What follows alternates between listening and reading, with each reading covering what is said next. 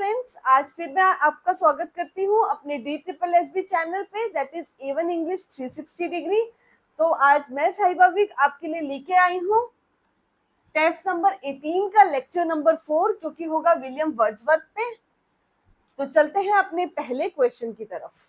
Question number 1, where exactly did William Wordsworth first spy the 10,000 daffodils mentioned in his poem daffodils? तो कहाँ पे William Wordsworth जो हैं उन्होंने सबसे पहले, फर्स्ट मतलब सबसे पहले स्पाई किया था, किसको पकड़ा था या देखा था?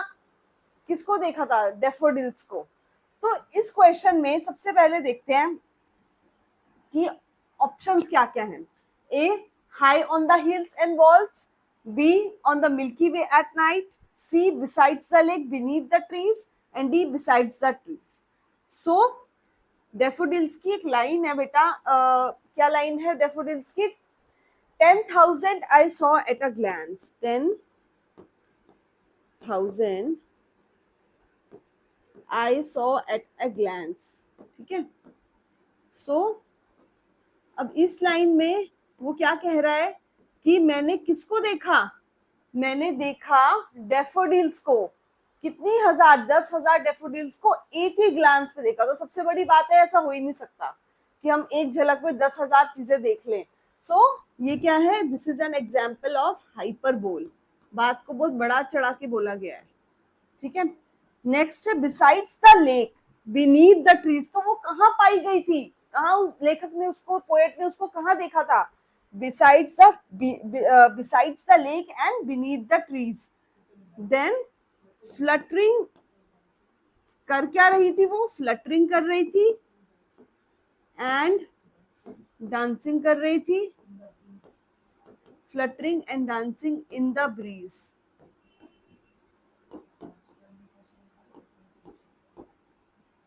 Here is rhyming, trees and breeze, rhyming भी है इसमें पोएम में।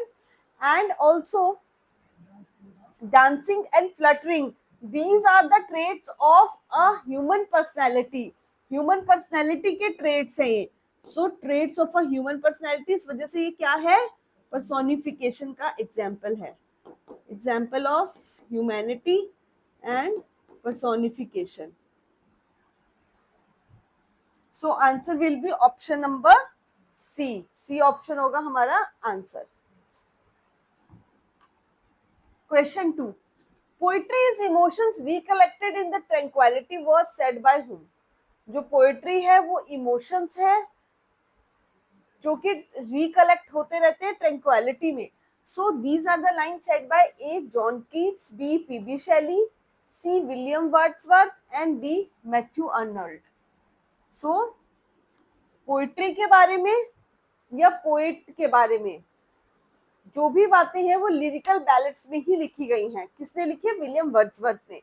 और पोएटिक डिक्शन को भी लिरिकल बैलेट्स में हाईलाइट किया गया है। So these are the lines from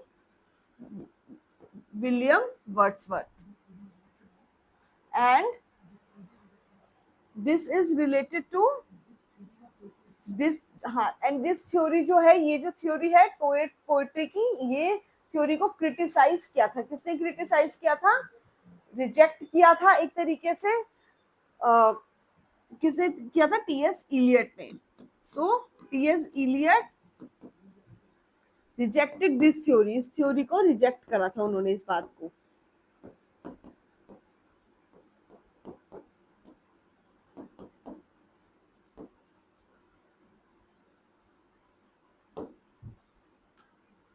Question 3. They flash upon the inward eye, which is the bliss of solitude. So they flash upon the inward eye. The description by Wordsworth is about which of the following options? तो ये किसकी description दी है Wordsworth ने? ये Wordsworth ने daffodils के बारे में बात कही है। क्या कही है उन्होंने? बेसिकली कि जब मैं रेस्ट करने जाता हूँ और जब मेरी आईज क्लोज हो जाती हैं while resting, then I see a flash, मुझे एक झलक दिखती है। I become nostalgic हो जाता हूँ मैं, और मुझे किसकी झलक दिखती है?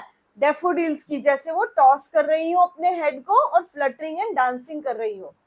सो he sees the flash upon the inward eye, inward mean बंद आंखों में भी मुझे फ्लैश नजर आती है डैफोडिल्स की.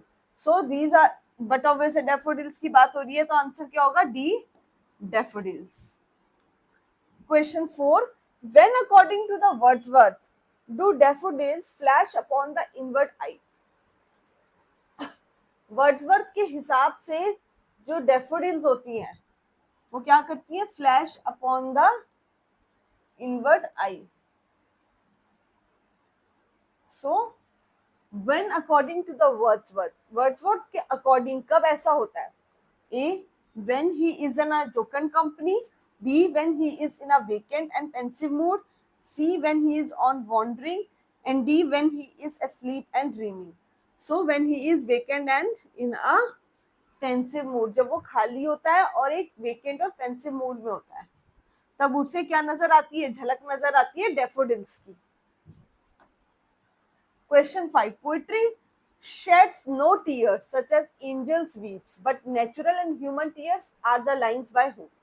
विलियम शेक्सपियर की लाइन है, विलियम वर्ड्सवर्थ की, मैथ्यू अर्नल्ड की, या पीबी शैली की? सो पोइट्री के बारे में, पोइटिक डिक्शन के बारे में सारी बातें किस पे कही गई हैं? लिरिकल बैलेड्स में कही गई हैं. और लिखी किसने है ये बातें?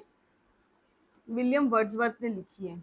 सो लिरिकल बैलेड्स में जो पोएटिक डिक्शन है उसमें लिखा गया है poetry sheds no tears such as angels weep.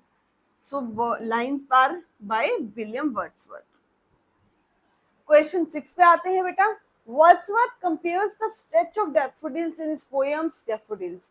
तो वर्ड्सवर्थ डिस्कस करता है, किसके बारे में डिस्कस करता है? कंपेयर करता है डैफोडिल्स के स्ट्रेच को. स्ट्रेच मतलब कि कितनी बड़ी लाइन में डैफोडिल्स खड़ी हैं. सो कंपैरिजन किससे होता है?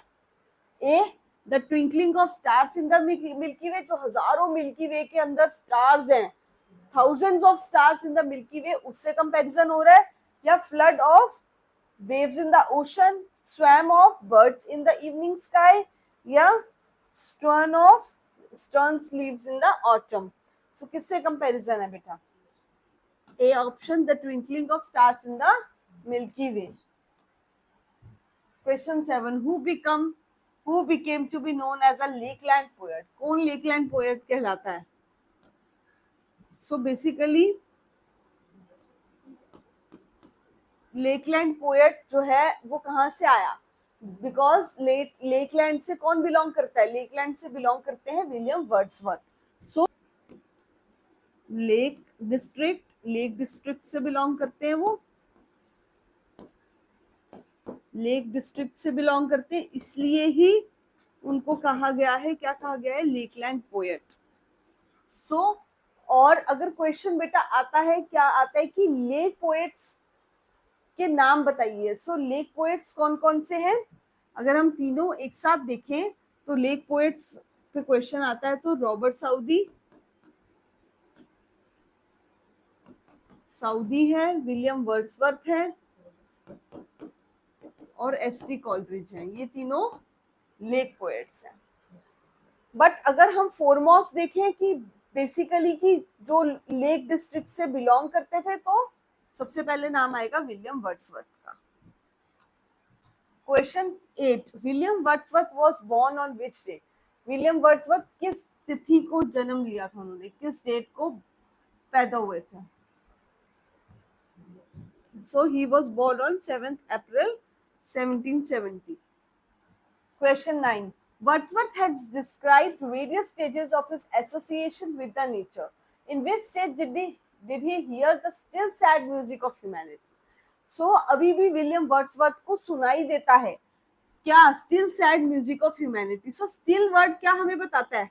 स्टिल वर्ड हमें बताता है कि अभी भी उसे सुनाई देता है, यानी पहले भी उसे सुनाई दिया होगा कभी. तो पहले कब सुनाई दिया था उसको यही म्यूजिक? सबसे पहले उन्हें ये म्यूजिक सुनाई दिया था 1793 में, when he visited the banks of river Wye, when he visited first time, ठीक है, at the bank of river Wye. और सेकेंड टाइम 1798 में, दैट इज आफ्टर 5 years, जब वो रिविजिट करता है.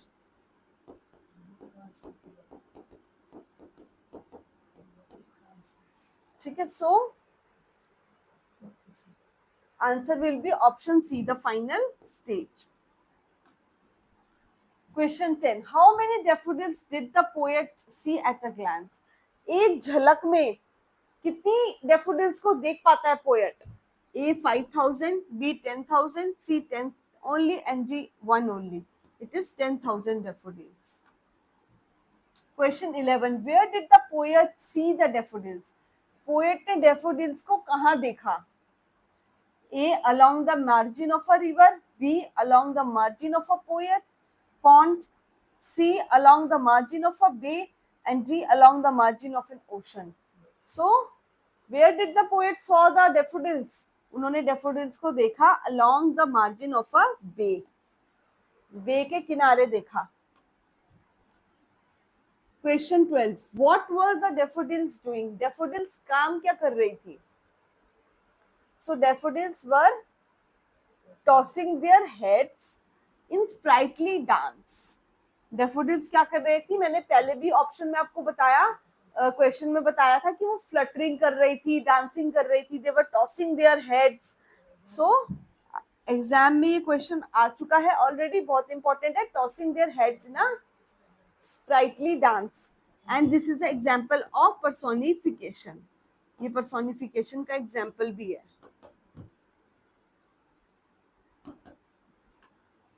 Question 13. I wandered lonely as a cloud. मैं अकेले घूम रहा था, किसकी तरह? किसकी भांति? क्लाउड की भांति.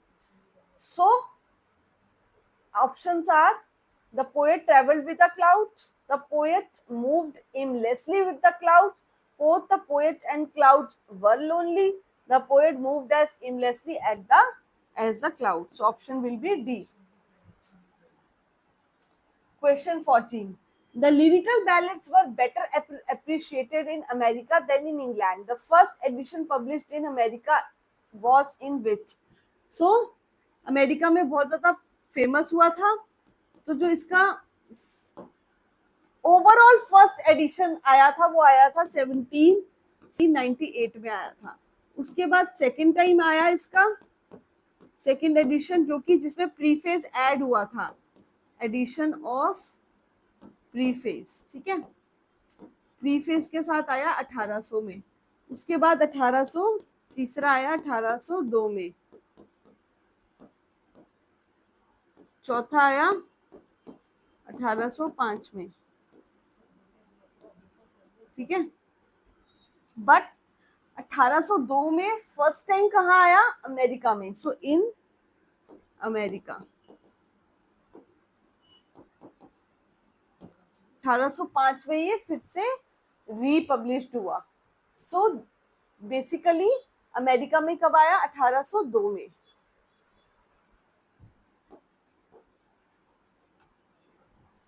Question 15. When was William Wordsworth appointed as a poet laureate? William Wordsworth सबसे पहले पोएट लॉरियट कब अपॉइंट हुए थे? सो ए 1798 में, बी 1805 में, सी 1843 में, एंड डी पोस्टह्यूमसली. बेसिकली सबसे पहले 1843 में जब विलियम वर्ड्सवर्थ पोएट लॉरियट बने तो उन्होंने मना कर दिया था वैसे कि मुझे नहीं चाहिए, बट उनकी विल के अगेंस्ट, उनकी मर्जी के अगेंस्ट 1843 में उन्हें पोएट लॉरियट बना दिया गया विलियम वर्ड्सवर्थ को. ठीक है, अब 1843 से पहले कौन रहे होंगे? विलियम वर्ड्सवर्थ से पहले 1813 में से लेके 1843 तक रॉबर्ट साउदी पोएट लॉरियट रहे हैं, और 1843 से लेके 1850 तक रहे हैं विलियम वर्ड्सवर्थ, एंड 1850 से 1892 तक एल्फ्रेड लॉर्ड टेनिसन रहे हैं.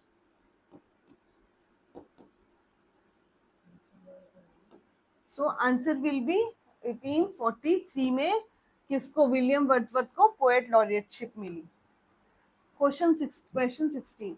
Nature never did betray the heart that loved her. This occurs in the poet named. Nature के बारे में किस पोएम में डिस्कस हुआ है?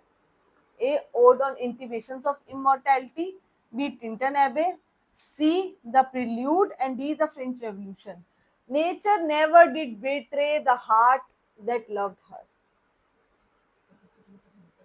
सो कभी प्रकृति की गोद में हम जाते नहीं हैं आजकल, बट प्रकृति कभी किसी को धोखा नहीं देती. So nature never did betray. So these are the lines from Tintern Abbey. क्योंकि वो नदी के किनारे जाता है, वाई रिवर के बैंक पे विजिट करता है, वहां उसे नेचर, वाटर सब कुछ दिखता है. सो ही appreciates that. Question 17. Who considered Wordsworth as a high priest of nature? किसने वर्ड्सवर्थ को कंसीडर किया है, क्या हाई प्रीस्ट ऑफ नेचर कहा है? It is Thomas De Quincey.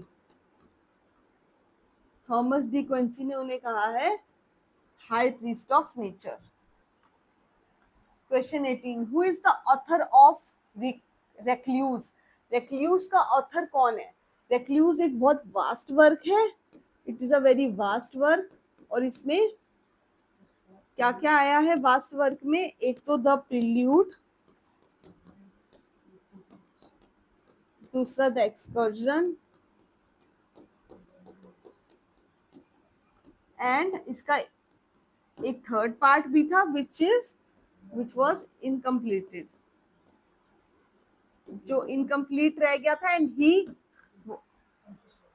And it is basically जो वर्क इनकम्प्लीट रह गया था उस वजह से ही रेक्ल्यूज को कहा जाता है अनफिनिश्ड वर्क या इनकम्प्लीट वर्क कहा जाता है इसे. So recluse is called unfinished work.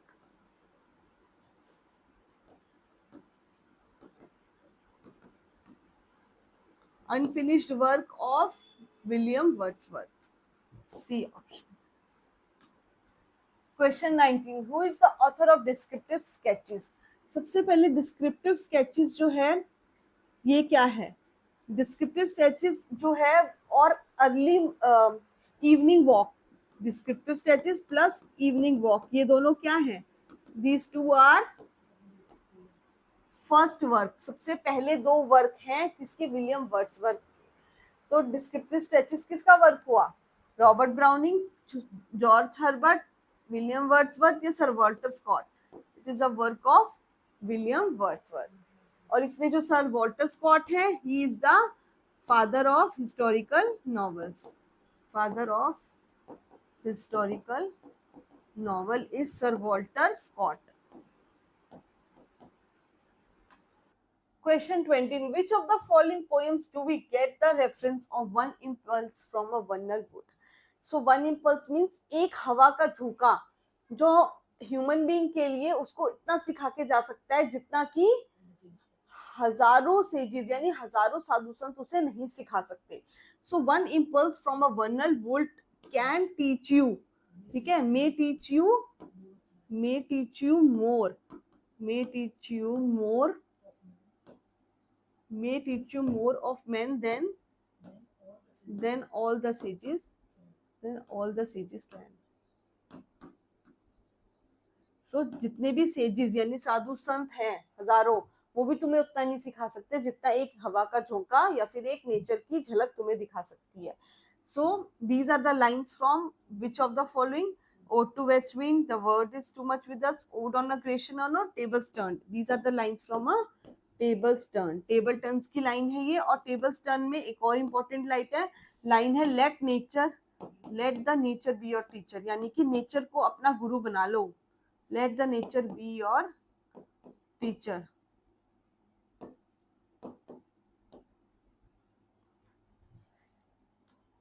Question 21. Who is the author of Ruth?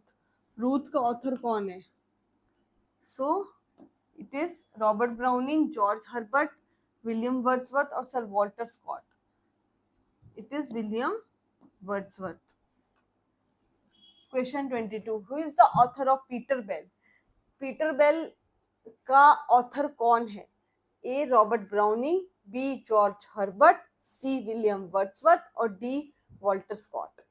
So the author of Peter Bell is C. William Wordsworth.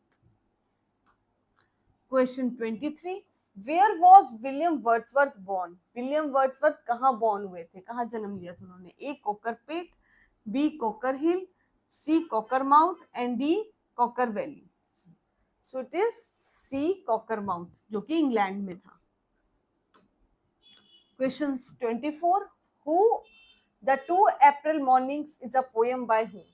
2 April mornings ये एक पोएम है, और किसकी पोएम, फेमस पोएम है? A William Shakespeare, B Wordsworth, C Coleridge and D Shelley. So कोकर the 2 April mornings is a poem by William Wordsworth.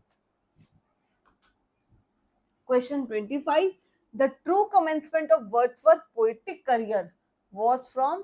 Wordsworth का जो poetic career था, पोएम्स उसकी कब आई थी? द लिरिकल बैलेट्स जो सीरीज है 23 पोएम्स की, वो आई थी 1798 में.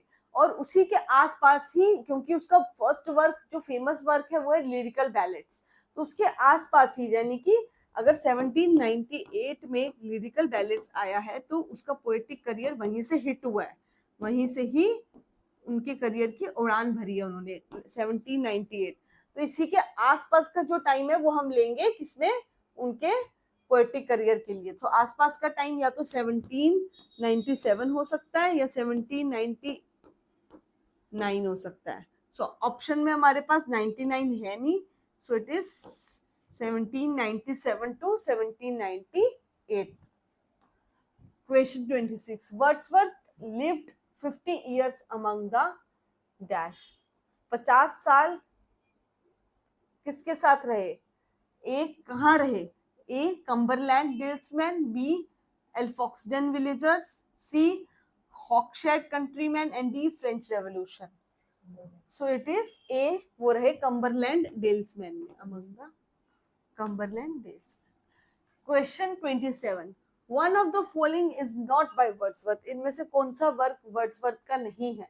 ए Michael, B leech gatherers, C it is a beauteous eve and D the Queen Mab. The Queen Mab, answer is the Queen map. और क्वीन मैप बहुत फेमस वर्क है किसका? पीबी शैली का.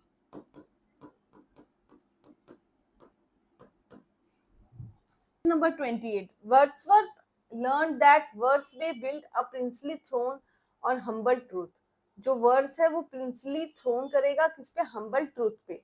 सो these are the lines from which. तो basically इसमें क्या कह रहे हैं कि विलियम वर्ड्सवर्थ जो थे वो बहुत ज्यादा इन्फ्लुएंस हुए थे, इनमें से एक पे इन्फ्लुएंस हुए थे, और इन्फ्लुएंस होने के बाद उन्होंने क्या लिखा था? कॉमन लाइफ पे लिखा था काफी कुछ.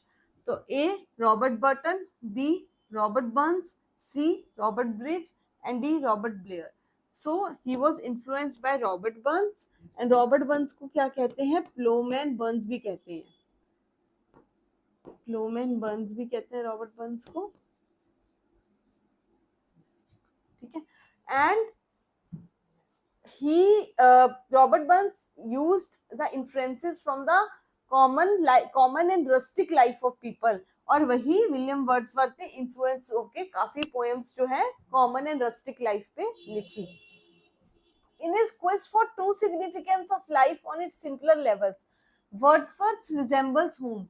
यानी अपनी इस जिज्ञासा में कि सिंपलर लाइफ को समझने के लिए, अपनी इस जिज्ञासा में, अपनी इस क्वेस्ट में विलियम वर्ड्सवर्थ किसको रिजेंबल करते हैं? सिंपलर लाइफ को समझना और सिंपलर लाइफ को अपने वर्क में यूज करना. इसमें जो विलियम वर्ड्सवर्थ है, he resembles George Crabbe, William Cowper, William Blake और Robert Burns. So he resembles George Crabbe, and because George Crabbe uses the examples of common life in his works. William Cooper is a timid writer. ये एक timid के रूप में famous है. He is a mystic poet. And Robert Burns को क्या कहा जाता है? Plowman Burns.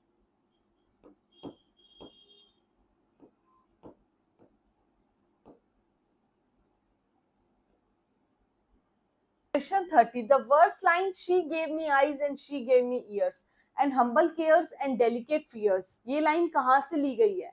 ये लाइन है विलियम वर्ड्सवर्थ के वर्क से, और उस वर्क का क्या नाम है, उस पोयम का क्या नाम है, द स्पैरोज नेस्ट। ये पूरी पोयम इन्होंने डेडिकेट की है अपनी सिस्टर डोरोथी को, और उनके लिए उन्होंने ये लाइन कही है कि वही थी जो मेरे साथ थी, उन्होंने ही मुझे अपने आईज दी और अपने ईयर्स दिए। काफी साल वो अपनी सिस्टर डोरोथी के साथ रहे, यानी 50 इयर्स वो अपनी सिस्टर डोरोथी के साथ रहे। सो answer will B Dorothy. So you can join me on my Telegram, YouTube, Facebook और Instagram channel